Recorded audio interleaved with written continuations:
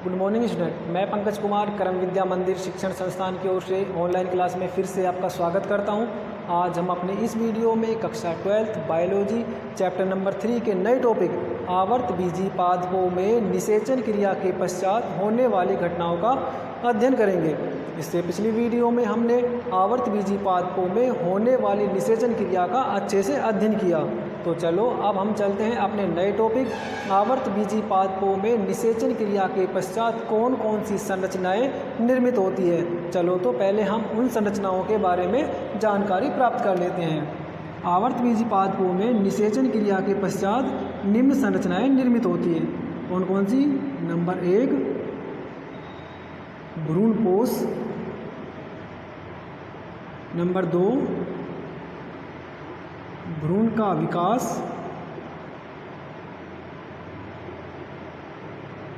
और नंबर 3 बीज का निर्माण।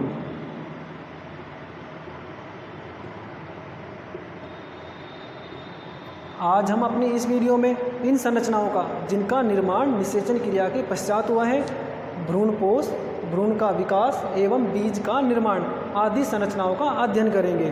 तो अध्ययन करने से पहले कुछ छोटी सी जानकारी प्राप्त कर लेते हैं। वो क्या है?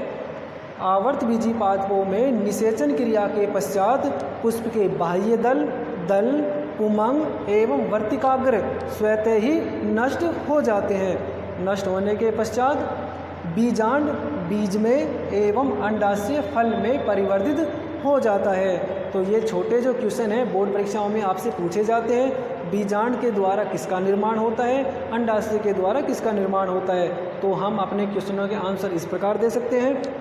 निषेचन क्रिया के पश्चात पुष्पीय पादपों में बाह्य दल, पुमंग एवं वर्तिकाग्र आदि संरचनाएं नष्ट हो जाती हैं तथा पुष्प के बीजांड बीज में एवं अंडाशय फल में परिवर्तित हो जाते हैं। तो चलो अब हम चलते हैं अपने नेक्स्ट टॉपिक जो है भ्रूणपोष। भ्रूणपोष का निर्माण निषेचन क्रिया के पश्चात सर्वप्रथम होता है। तो क्या होता है भ्रूणपोष, किस प्रकार की संरचना होती है तथा इसका निर्माण कौन सी पादप पुष्प के अंग में होता है, इसकी जानकारी आज हम अपनी इस वीडियो से प्राप्त करेंगे। चलो तो अब जानकारी प्राप्त करते हैं भ्रूणपोष के बारे में। भ्रूणपोष क्या होता है और इसका निर्माण कहाँ होता है? भ्रूणपोष एक पोषक उत्तक होता है जिसका निर्माण निषेचन क्रिया के पश्चात होता है। अब निर्माण होता कहाँ है, चलो उसे हम एक छोटी सी संरचना के रूप में जान लेते हैं। मैं बोर्ड पे एक डायग्राम बनाता हूँ। ये बोर्ड पे मैंने एक डायग्राम बनाया।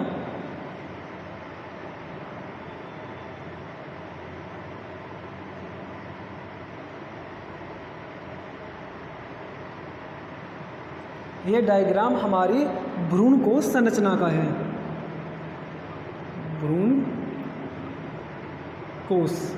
भ्रूणकोष की संरचना में 7 कोशिकाएं और 8 केंद्रक पाए जाते हैं, जिसका अध्ययन हमने अपनी पिछली वीडियो में अच्छे से किया। अब क्या होता है, जैसे ही परागनली भ्रूणकोष में प्रवेश करती है, परागनली भ्रूणकोष में प्रवेश करती है, परागनली में 2 नर युग्मक होते हैं। क्लियर है? जब दोनों नर युग्मक भ्रूणकोष में मुक्त कर दिए जाते हैं, दोनों नर युग्मक भ्रूणकोष में मुक्त कर दिए जाते हैं, तो एक नर युग्मक अंड कोशिका से संलयित हो जाता है, अर्थात निषेचन क्रिया को कंप्लीट करता है। जब एक नर युग्मक अंड कोशिका से संलयित हो जाता है, अर्थात निषेचन क्रिया कंप्लीट हो जाती है, तो संपूर्ण भ्रूणकोष परिवर्तित होकर भ्रूणपोष में बदल जाता है। तो ये निषेचन क्रिया के पश्चात ये पूरी भ्रूणकोष संरचना किस में रूपांतरित हो जाएगी? भ्रूणपोष में। अब ये भ्रूणपोष होता क्या है? भ्रूणपोष एक पोषक उत्तक होता है जिसका निर्माण निषेचन क्रिया के पश्चात होता है। अब ये कार्य क्या करता है? भ्रूणपोष परिवर्तित होते हुए जो अपना भ्रूण है, निषेचन क्रिया के पश्चात जब भ्रूण का निर्माण होता है तो भ्रूण के विकास एवं बीज अंकुरण के समय जो भी खाद्य पदार्थ काम में आते हैं वो केवल भ्रूणपोष उत्तक द्वारा ही प्रदान किए जाते हैं। तो भ्रूणपोष एक पोषक ऊतक होता है जो परिवर्धित होते हुए भ्रूण को पोषण प्रदान करने का कार्य करता है। इस डायग्राम की सहायता से हमने भ्रूणकोश की संरचना को जाना कि भ्रूणकोश में उपस्थित होता है जो कि निषेचन क्रिया के पश्चात बनता है तथा परिवर्धित होते हुए भ्रूण को पोषण प्रदान करने का कार्य करता है। चलो तो अब हम भ्रूणपोष के बारे में अच्छे से और जानकारी प्राप्त कर लेते हैं। इस भ्रूणपोष होता क्या है और इसके विकास के आधार पर ये कितने प्रकार का होता है तथा इसकी संरचना हमें किस प्रकार से नजर आती है। अब नोट करते हैं भ्रूणपोष क्या होता है। भ्रूणपोष एक पोषक ऊतक होता है जिसका निर्माण पुष्पीय पादपों में निषेचन क्रिया के पश्चात होता है। भ्रूणपोष भ्रूण के विकास एवं बीज अंकुरण के समय उपयोग में लिया जाता है। चलो ये तो हमने जानकारी प्राप्त कर ली भ्रूणपोष के बारे में, जो कि हमें बताता है कि भ्रूणपोष एक प्रकार का पोषक ऊतक होता है जिसका उपयोग भ्रूण विकास के समय किया जाता है। आप पढ़ते हैं भाई ये कितने प्रकार का होता है और उनकी संरचना किस प्रकार की होती है। विकास के आधार पर भ्रूणपोष के प्रकार। तो हम बात करते हैं भ्रूणपोष के प्रकार। विकास के आधार पर भ्रूणपोष का विकास कैसे होता है उसके आधार पर विकास के आधार पर भ्रूणपोष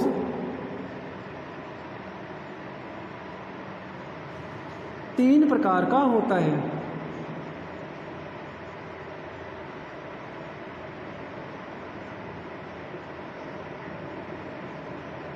अब हम बात करें भ्रूणपोष के प्रकारों के बारे में। तो विकास के आधार पर भ्रूणपोष का विकास कैसे होता है उसके आधार पर भ्रूणपोष तीन प्रकार का होता है। कौन कौन सा होता है चलो उनके नाम लिखते हैं।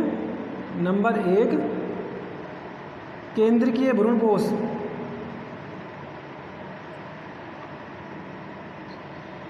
केंद्रीय भ्रूणपोष। नंबर 2 कोशिकीय भ्रूणपोष। कोशिकीय भ्रूणपोष।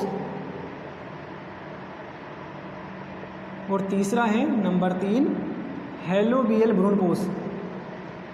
हेलोबियल भ्रूणपोष। तो हमने जानकारी प्राप्त की भ्रूणपोष के प्रकार। विकास के आधार पर भ्रूणपोष तीन प्रकार के होते हैं। नंबर 1 केंद्रीय भ्रूणपोष, नंबर 2 कोशिकीय भ्रूणपोष और नंबर 3 हेलोबियल भ्रूणपोष। पिछली बोर्ड परीक्षाओं में केंद्रीय भ्रूणपोष के बारे में बोर्ड परीक्षा में क्वेश्चन हमसे पूछा गया था। तो चलो अब हम इनकी जानकारी प्राप्त करते हैं। केंद्रीय भ्रूणपोष की संरचना किस प्रकार की होती है, कोशिकीय भ्रूणपोष की संरचना किस प्रकार की होती है और हेलोबियल भ्रूणपोष की संरचना किस प्रकार की होती है। तो आप जल्दी से इसे नोट कर लीजिए।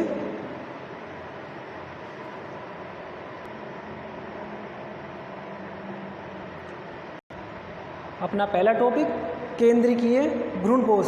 केंद्रीय भ्रूणपोष की संरचना किस प्रकार की होती है। चलो पहले हम इसका अच्छे से डायग्राम बनाते हैं और उस डायग्राम की सहायता से इनके लक्षणों को भी हम आसानी से बता सकते हैं। फिर चलो तो भाई केंद्रीय भ्रूणपोष की संरचना किस प्रकार की होती है।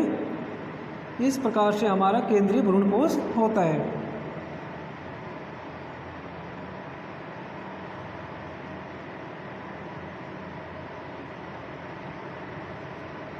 रफ डायग्राम हम जल्दी से बना लेते हैं। केंद्रीय भ्रूणपोष में अब हमने जब बीजांड की संरचना पढ़ी थी तो बीजांड में दो क्षेत्र हमने पढ़े थे। एक पढ़ा था बीजांड द्वारी क्षेत्र और दूसरा पढ़ा था निभागी क्षेत्र। बीजांडी द्वारी क्षेत्र वो होता है जिस पर बीजावरण नहीं पाया जाता। बीजांड द्वारी क्षेत्र के ठीक ऊपर जो दूसरा क्षेत्र होता है वो होता है निभागी क्षेत्र। तो चलो हम एक भ्रूणकोश की संरचना है उसको दोबारा बनाते हैं। हमने भ्रूणकोश की संरचना बनाई। इस भ्रूणकोश की संरचना में हम केंद्रीय भ्रूणकोश का अध्ययन करने वाले हैं। तो हमारा ये वाला जो क्षेत्र है ये हो गया बीजांड द्वारी क्षेत्र। दूसरा वाला हो गया निभागी क्षेत्र। बीजांड द्वार क्षेत्र, निभागी क्षेत्र। हम बात कर रहे हैं केंद्रीय भ्रूणकोश की। जब अंड कोशिका से नर युग्मक संलयित हो जाता है तब निर्माण होता है हमारे भ्रूण का। ये निषेचन क्रिया के पश्चात हमारे भ्रूण का निर्माण हो गया। ये हमारा बन गया भाई भ्रूण। भ्रूण बनने के पश्चात जब निषेचन क्रिया कंप्लीट हो जाती है तो संपूर्ण कोष, भ्रूण कोष किस में परिवर्तित हो जाता है? भ्रूण कोष में परिवर्तित हो जाता है। अब हम विकास के आधार पर भ्रूण कोष के प्रकार पढ़ रहे हैं। उसमें पहला प्रकार कौन सा है? केंद्रीय भ्रूण कोष। उसकी संरचना का अध्ययन कर रहे हैं। निषेचन क्रिया होने के पश्चात भ्रूण का निर्माण कंप्लीट हो गया, ये हमारे भ्रूण बन गए।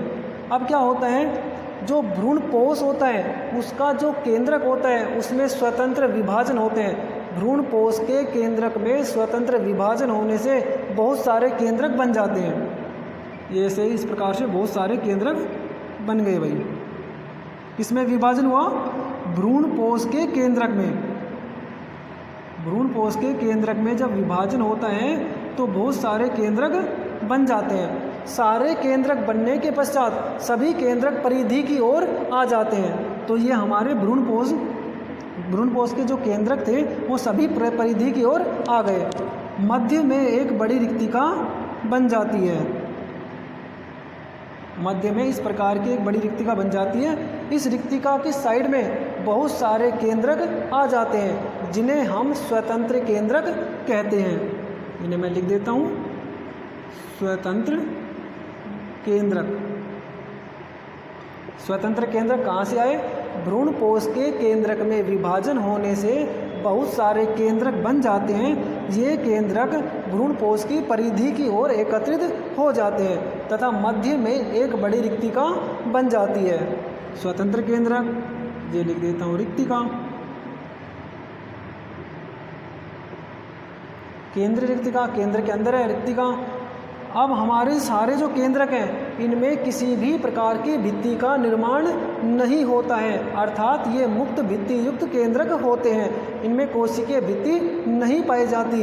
लेकिन कुछ समय पश्चात प्रारंभिक अवस्था में तो ये मुक्त कोशिकीय भित्ति अवस्था में होते हैं, लेकिन कुछ समय पश्चात इनमें कोशिकीय भित्ति निर्मित हो जाती है।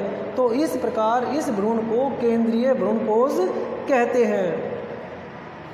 अब इसके बारे में उदाहरण पूछे तो ये हमारा हो गया भ्रूण कोष। एग्जाम्पल पूछे तो केंद्रीय भ्रूण कोष किस पादप में या किस फल में हमें नज़र आता है, तो हम बता सकते हैं केंद्रीय भ्रूण कोष का जो एग्जाम्पल होता है वो होता है नारियल का पानी या दूध। जो नारियल का पानी या दूध जो हमें सफ़ेद रंग का दिखाई देता है वो वास्तव में केंद्रीय भ्रूण कोष का ही एग्जाम्पल होता है। तो हम बता सकते हैं केंद्रीय भ्रूण कोष की विकास संरचना किस प्रकार से होती है। चलो तो आप इसे जल्दी से नोट भी कर लेना। केंद्रीय इस प्रकार का भ्रूण कोष सामान्य रूप से निषेचन क्रिया के पश्चात जब भ्रूण का विकास हो जाता है तो भ्रूण कोष के केंद्रक में स्वतंत्र विभाजन होते हैं। स्वतंत्र विभाजन होने से बहुत सारे केंद्रक बन जाते हैं। सभी केंद्रक परिधि की ओर आ जाते हैं, किंतु कोशिकीय भित्ति अवस्थाएं ग्रहण नहीं कर पाते हैं। कुछ समय पश्चात इन केंद्रकों के पास कोशिकीय भित्ति अवस्था बन जाती है तथा केंद्र के भ्रूण कोष के मध्य में एक बड़ी रिक्तिका पाई जाती है। तो नारियल का पानी या दुग्ध इस प्रकार का केंद्रीय भ्रूण कोष का उदाहरण माना जाता है। तो आपने अब अच्छे से केंद्रीय भ्रूण कोष की संरचना को समझा। आप चलते हैं नंबर 2। दूसरा वर्ण कौन सा था? कोशिकीय भ्रूण कोष। चलो मैं इसे मिटा देता हूँ, ये मैंने मिटा दिया। अब बात करते हैं नंबर 2, कोशिकीय भ्रूण कोष।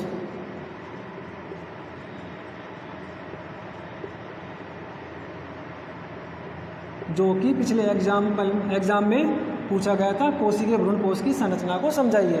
कोशिकीय भ्रूण कोष की संरचना किस प्रकार की होती है? चलो इसे भी हम रफ डायग्राम में बनाते हैं। कोशिकीय भ्रूण कोष की संरचना इस प्रकार से होती है।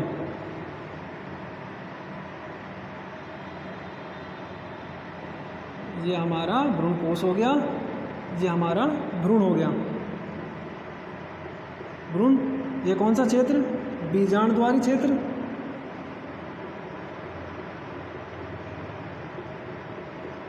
ये कौन सा क्षेत्र? निभागी क्षेत्र।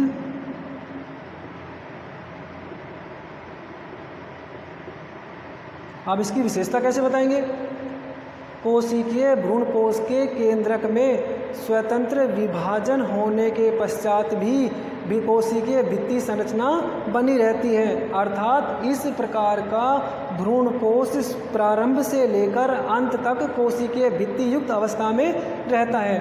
इस भ्रूणपोष के केंद्रक में विभाजन होते हैं, विभाजन होने से बहुत सारे केंद्रक बन जाते हैं। ये हमारे केंद्रक बन गए, बहुत सारे केंद्रक बन गए, लेकिन इन केंद्रकों में कोशिकीय भित्ति अवस्थाएं पाई जाती हैं, तो सभी केंद्रक कोशिकीय भित्ति रूप में जुड़े होते हैं। हम कह सकते हैं कि इस प्रकार का केंद्रक प्रारंभ से लेकर अंत तक कोशिकीय भित्ति युक्त अवस्था में रहता है। लेकिन इसकी एक विशेषता और है, इस प्रकार के भ्रूणपोष में चूस्कांक संरचनाएं निर्मित हो जाती हैं। इस प्रकार से संरचनाएं निर्मित हो जाती हैं। इन संरचनाओं को हम चूस्कांक कहते हैं। चूस्कांक क्या कार्य करती है? चूस्कांक बाह्य कोशिकाओं से पोषण ग्रहण करने का कार्य करती है। तो इस प्रकार की जो संरचनाएं निर्मित होगी, ये संरचना चूस्कांक कहलाएगी। क्लियर? दूसरा भी अपना क्लियर हो गया। कोशिकीय भ्रूणपोष, इस प्रकार का भ्रूणपोष प्रारंभ से लेकर अंत तक कोशिकीय भित्ति युक्त अवस्था में रहता है। इसके केंद्रक में विभाजन होने से कोशिकीय भित्ति संरचना निर्मित हो जाती है। अब ये पाया किस में जाएगा? ये पाया जाएगा गैमोपेटली, गैमोपेटली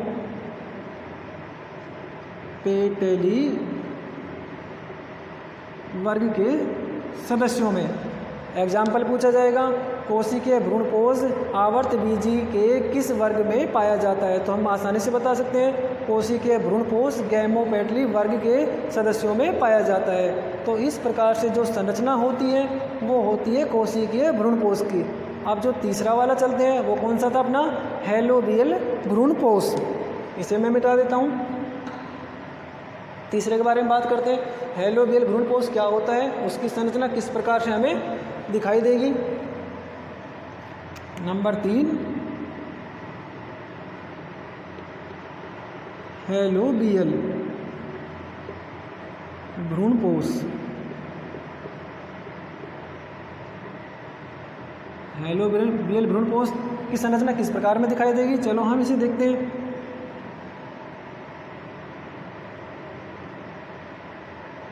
इस प्रकार से हमें हेलोबियल भ्रूणपोष की संरचना नजर आएगी। ये तो हमारा हो गया भ्रूण जो निभागी क्षेत्र की ओर है। अब इसमें क्या होता है, इस प्रकार के भ्रूणपोष में केंद्रीय भ्रूणपोष का केंद्र विभाजित होता है, ये बात हमें याद रखनी है। इस प्रकार के भ्रूणपोष में केंद्रीय विभाजन होने से 2 प्रकोष्ठ बन जाते हैं। इस प्रकार से इसमें 2 प्रकोष्ठ बन जाते हैं। एक प्रकोष्ठ तो होता है बीजांड द्वार क्षेत्र की ओर। अपना कौन सा क्षेत्र है ये? बीजांड द्वार।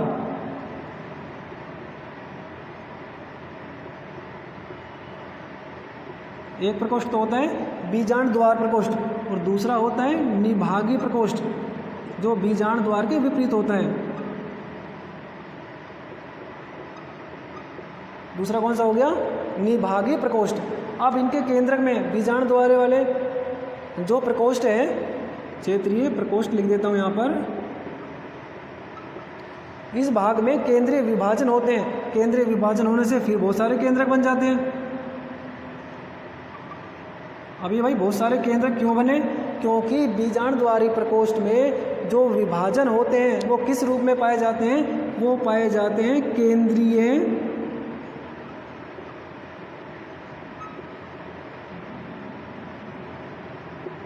भ्रूणपोष रूप में। अब याद बात कर रहे हैं हेलोबियल भ्रूणपोष। यह भ्रूणपोष केंद्रीय भ्रूणपोष एवं कोशिकीय भ्रूणपोष दोनों का मिला हुआ रूप होता है तथा एक बीजपत्री पादपों के हेलोबियल गण में पाया जाता है। इस कारण इसे हेलोबियल भ्रूणपोष के नाम से जानते हैं। तो अब हमने क्या देखा? हमने इस संरचना बनाई, इस भ्रूणपोष की संरचना बनाई। इस भ्रूणपोष का जब केंद्रक विभाजन होता है तो दो प्रकोष्ठ बन जाते हैं। पहला वाला होता है बीजांड द्वारी क्षेत्र प्रकोष्ठ, दूसरा वाला होता है निभागीय प्रकोष्ठ। बीजांड द्वारी वाले प्रकोष्ठ में जो केंद्रक विभाजन होते हैं वो होते हैं केंद्र का विभाजन होता है वो होता है केंद्रीय भ्रूणपोष के रूप में, और निभागीय प्रकोष्ठ में जो विभाजन होते हैं वो कौन से होते हैं? कोशिकीय के रूप में। इस प्रकार से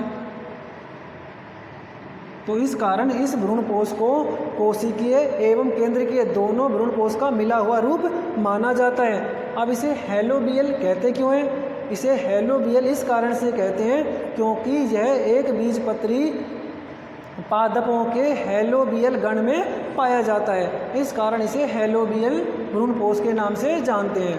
तो हमने अब तीनों भ्रूणपोष के बारे में अच्छे से अध्ययन किया, तो अब इनका साफ सा डायग्राम हम अपनी कॉपी में बनाते हैं। चलो तो अब तीनों भ्रूणपोष का हम अच्छे से डायग्राम बना लेते हैं। नंबर 1 केंद्रीय भ्रूणपोष, नंबर 2 कोशिकीय भ्रूणपोष और नंबर 3 हेलोबियल भ्रूणपोष। इनके बारे में दोबारा से आप सुन लीजिए। केंद्रीय भ्रूणपोष, इस प्रकार के भ्रूणपोष में भ्रूणपोष का केंद्रक स्वतंत्र रूप से विभाजित होता है। विभाजन होने के पश्चात बहुत सारे केंद्रक बन जाते हैं। सभी केंद्रक परिधि की ओर स्थापित हो जाते हैं तथा मध्य में एक बड़ी रिक्तिका बन जाती है। यह भ्रूणपोष प्रारंभिक अवस्था में कोशिका भित्ति युक्त नहीं होता है, कोशिका भित्ति युक्त नहीं होता है, लेकिन कुछ समय पश्चात प्रत्येक केंद्र के पास कोशिकीय भित्ति संरचनाएं उपस्थित हो जाती है। एग्जाम्पल, नारियल में पाए जाने वाले जल या दुग्ध केंद्रीय भ्रूणपोष के उदाहरण माने जाते हैं। नंबर 2 कोशिकीय भ्रूणपोष, इस प्रकार के भ्रूणपोष में केंद्रक विभाजन होने पर प्रत्येक केंद्रक नियत स्थिति में आ जाते हैं तथा प्रत्येक केंद्र के चारों ओर कोशिकीय भित्ति स्तर बन जाता है, अर्थात यह भ्रूणपोष प्रारंभ से लेकर अंत तक कोशिकीय अवस्था में ही पाया जाता है। इसमें इस प्रकार के भ्रूणपोष में कुछ अतिरिक्त संरचनाएं चूसकांग निर्मित हो जाती हैं जो प्राय पोषक तत्वों को पोषक पदार्थों को ग्रहण करने का कार्य करती हैं। इस प्रकार का कोशिकीय भ्रूणपोष गैमोपेटली वर्ग में पाया जाता है। और नंबर 3 हेलोबियल भ्रूणपोष। हेलोबियल भ्रूणपोष केंद्रीय एवं कोशिकीय दोनों का मिला हुआ रूप होता है। इस प्रकार के भ्रूणपोष में केंद्रक विभाजन होने से 2 प्रकोष्ठ बन जाते हैं। एक प्रकोष्ठ बीजांड द्वारी प्रकोष्ठ होता है तथा दूसरा निभागीय प्रकोष्ठ होता है। बीजांड द्वारी प्रकोष्ठ में केंद्रक का विभाजन केंद्रीय रूप में होता है तथा निभागीय प्रकोष्ठ में केंद्रकों का विभाजन कोशिकीय रूप में होता है तथा इन दोनों विभाजनों में कोशिकीय भित्ति युक्त संरचनाएं निर्मित हो जाती हैं। हेलोबियल एक बीजपत्री पादपों के हेलोबियल गण में उपस्थित होने के कारण इस भ्रूणपोष को हेलोबियल भ्रूणपोष कहते हैं। अब आप जल्दी से इनका अच्छे से डायग्राम बना लीजिए। अब हम बात करते हैं, कुछ पादप ऐसे होते हैं जब उनके भ्रूण विकसित होते हैं तो वो संपूर्ण भ्रूणपोष का उपयोग कर लेते हैं, लेकिन कुछ पादप बीज ऐसे होते हैं जिनमें भ्रूण विकसित होता है तो कुछ भ्रूणपोष शेष बच जाता है। उन बीजों को हम भ्रूणपोषी और भ्रूणपोषी बीज के नाम से जानते हैं। अब कौन कौन से बीजों में भ्रूणपोषी और अभ्रूणपोषी होते हैं, चलो उनके बारे में हम जानकारी प्राप्त कर लेते हैं। आप इनका जल्दी से अच्छे से डायग्राम बना लीजिए। अब हम बात कर रहे हैं अभ्रूणपोषी और नंबर 2 भ्रूणपोषी। अब ये अभ्रूणपोषी बीज और भ्रूणपोषी बीज क्या होते हैं? जब भ्रूण अपने विकास के दौरान संपूर्ण भ्रूणपोष का उपयोग कर लेता है तो ऐसे जो बीज निर्मित होते हैं वो अभ्रूणपोषी बीज कहलाते हैं, अर्थात उनमें भ्रूणपोष का कुछ अंश बचा ही नहीं होता है। जब भ्रूण अपने विकास के लिए संपूर्ण भ्रूणपोष का उपयोग कर लेते हैं तो उन्हें अभ्रूणपोषी बीज कहते हैं। जैसे चना, मटर, सेम, मूंगफली आदि बीज अभ्रूणपोषी बीज कहलाते हैं। भ्रूणपोषी बीज, जब भ्रूण अपने विकास के दौरान भ्रूणपोष का उपयोग करता है लेकिन उसमें से कुछ अंश शेष रह जाता है तो वैसे बीज तो ऐसे बीज भ्रूणपोषी बीज कहलाते हैं। अर्थात जब भ्रूण अपने विकास में संपूर्ण भ्रूण का उपयोग नहीं कर पाते हैं तो उन्हें अभ्रूणपोषी बीज कहते हैं। जैसे गेहूँ, चावल, मक्का आदि बीज भ्रूणपोषी बीज कहलाते हैं। तो अब अपना नेक्स्ट टॉपिक पढ़ते हैं हम, भ्रूणपोष के कार्य। अब लिखते हैं भाई भ्रूणपोष के कार्य। भ्रूणपोष के क्या क्या कार्य होते हैं। नंबर 1, भ्रूण परिवर्धन के समय भ्रूणपोष भ्रूण को पोषण प्रदान करने का कार्य करता है। नंबर 2, बीज अंकुरण के समय भ्रूणपोष नवोद्भिदों को पोषण प्रदान करने का कार्य करता है। नंबर 3, कोशिकीय भ्रूणपोष में चूसकांग पाए जाते हैं जो भ्रूणपोष या भ्रूणपोष के बाहर उपस्थित कोशिकाओं से भोजन प्राप्त करने का कार्य करता है। तो आप भी भ्रूणपोष के कार्य नोट कर लीजिए। नंबर 1, भ्रूण परिवर्धन के समय भ्रूण को पोषण प्रदान करना। नंबर 2, बीज अंकुरण के समय भ्रूणपोष नवोद्भिदों को पोषण प्रदान करना। नंबर 3, कोशिकीय भ्रूणपोष में चूसकांग पाए जाते हैं जो भ्रूणपोष एवं भ्रूणपोष के बाहर उपस्थित कोशिकाओं से पोषण प्राप्त करने का कार्य करते हैं। तो आज हमने अपने इस वीडियो में भ्रूणपोष की संरचना को अच्छे से पढ़ा, जो बहुत ही मोस्ट टॉपिक था। अब हम अपनी अगली वीडियो में निषेचन क्रिया के पश्चात घटित दूसरी घटना, बीज भ्रूण का विकास एवं बीज का निर्माण आदि संरचना को लेके आएंगे। आप लगातार हमारे इस चैनल को देखते रहें। चैनल को लाइक करें, सब्सक्राइब करें और कमेंट भी जरूर करें। धन्यवाद।